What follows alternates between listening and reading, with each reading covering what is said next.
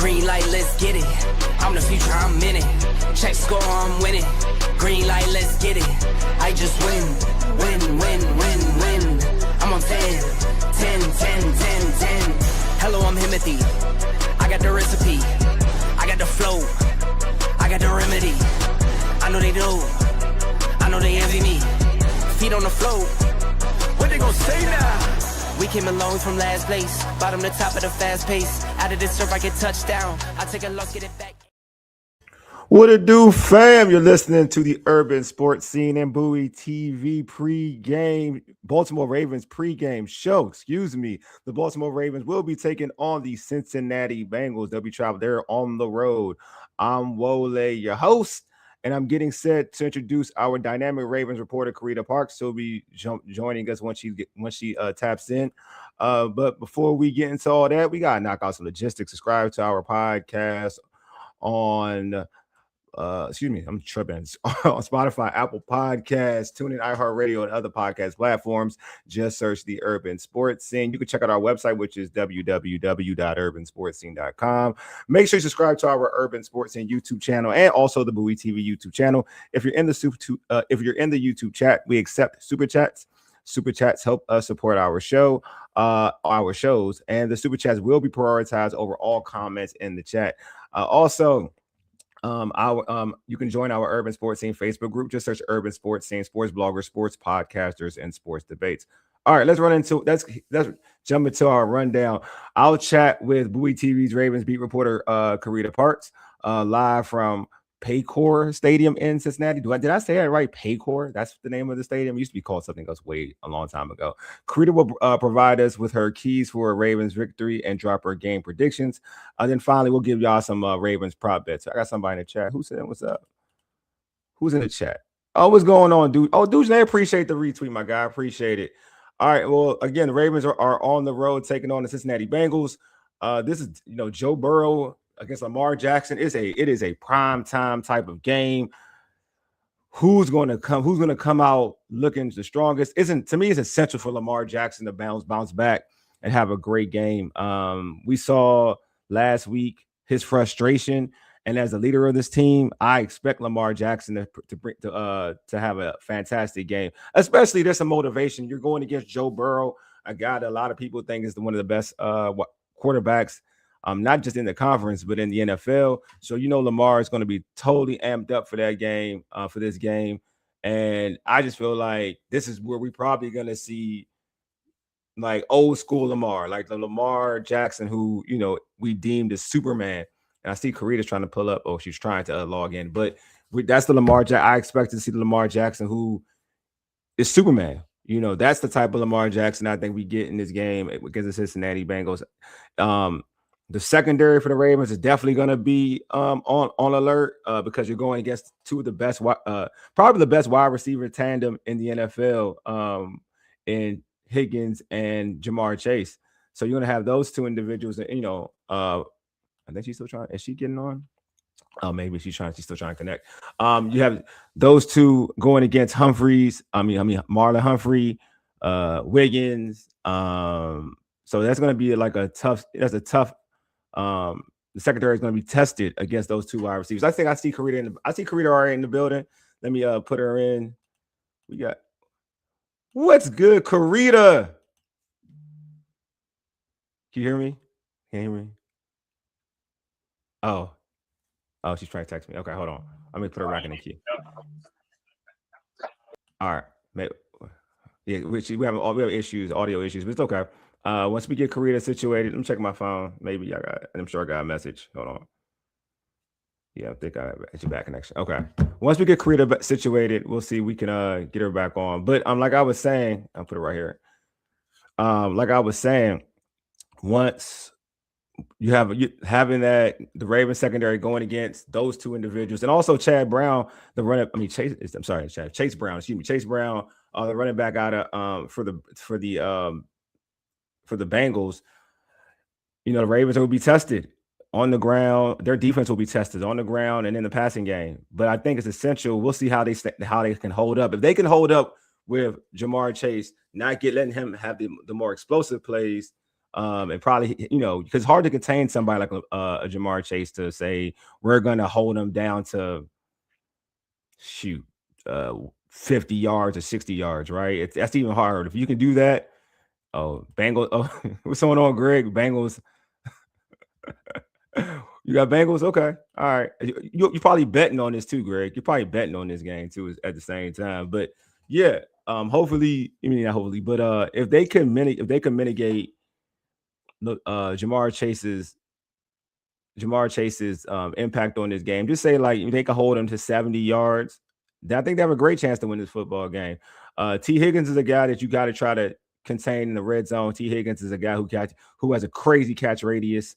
So I think folks like Marlon Humphreys, Wiggins, they're going to be tested against T. Higgins. Then you have like and even the rookie Starks on the back end, see what he can do to to negate those big plays that we like that the Bengals try to put out there, that the Bengals are able to get. Also tight ends, Gesicki, they got weapons over there in Cincinnati.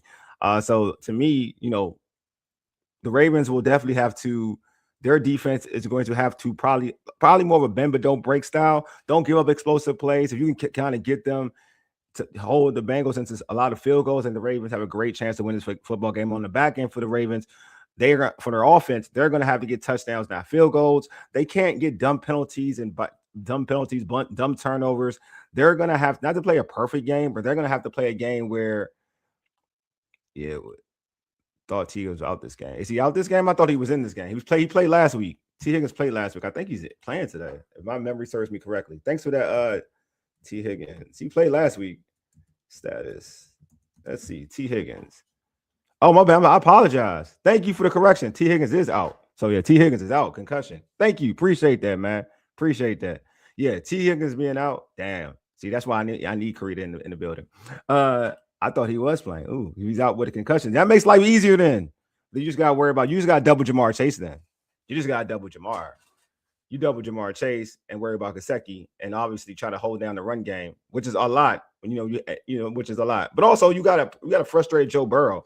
So I feel like in that regard, you got a good opportunity maybe to kind of get a tough road win against the Cincinnati Bengals, who are playing way better football compared to what they did, in the earlier weeks. Looking at even their defense is playing better. At first, their defense was historically one of the worst defenses in the NFL. They've been a little better since Joe Burrow's come back. Obviously, the situation. I think did we get her? Okay, I think we're gonna get Carita back on. Are you good? You nodding? Okay. Thanks for. I think we got her. Hey, I'm on my phone. I had to get off the Wi-Fi. Okay. Is that bad? Wi-Fi's that bad? I guess so. Because okay. I'm on my cellular network and I can hear you just fine. Okay, perfect. All right, we're here. Because look, somebody had to correct me. I thought T. Higgins was playing. They was like, no, he ain't playing. I was like, oh, snap. I was wrong. Then they corrected. I was like, okay, cool. That's why I need Carita in the building. I'm here. All right, we got Carita live from Paycor Stadium in Cincinnati. She's in the press box. So, Carita, first off, so I won't be incorrect. What are some of the notable actives and inactives? Good question. Let me double check on that. I was over here so busy trying to get my connection together. I appreciate you. All right. So let's see who we got on the inactive list. Have they announced it? Oh yeah. Oh, well, Rashad Bateman. Oh, okay. So Rashad's not playing today. Okay. Keon Martin. Everybody else we've seen on the inactive list, but Rashad, he was dealing with an ankle injury this week, but that pretty much seals the fact that he won't be in this game at all. Okay. Well, we were talking about him like hopefully stepping up with Lamar like in the next couple of weeks. All right, so I spoke about how important this game is, like to see Lamar be Lamar Jackson. In terms of for you, like, does Lamar have to be special for them to win this football game today? Yes, everybody's got to be special, for being honest. And I say that because it's cold. It is 7 degrees outside, and it feels like -8. So that is brutal football weather, and I think it's hard for anybody to play in that kind of weather. And with the weather really hasn't been bad for a lot of the Ravens games. So, and they haven't been able to pull it together. So this is a game where everybody's going to have to step up, and people can't make silly mistakes because I'm sure with that cold, it's not easy to handle the ball, even when you have gloves and hand warmers and everything.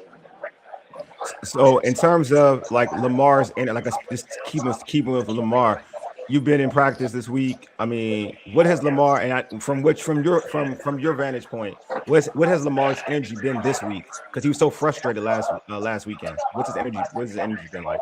Yeah, I think he's still frustrated, but not visibly frustrated. He was visibly frustrated last week. So, he's a competitor. He always talks about, I want to win, and it just hasn't been happening. But, their focus is still on winning these last 4 games because they still feel like they do have a chance at the AFC North. But if they lose this game today, I mean, their playoff hopes have already dwindled quite a bit. But if they lose this game today, they can more than likely kiss the playoffs goodbye. So, all right, that was my question. That's my next question. So, if they lose this game, is season over? They would be 6-8. That would be 6-8. Yeah. When I last saw the playoff picture, they weren't even in the hunt. They weren't even in the hunt. So if they lose this game, I don't see how they would make the playoffs. I just don't. I mean, even losing the Pittsburgh game hurt their playoff chances. So I just think that it's going to be a rude awakening if they don't walk out of here with a W.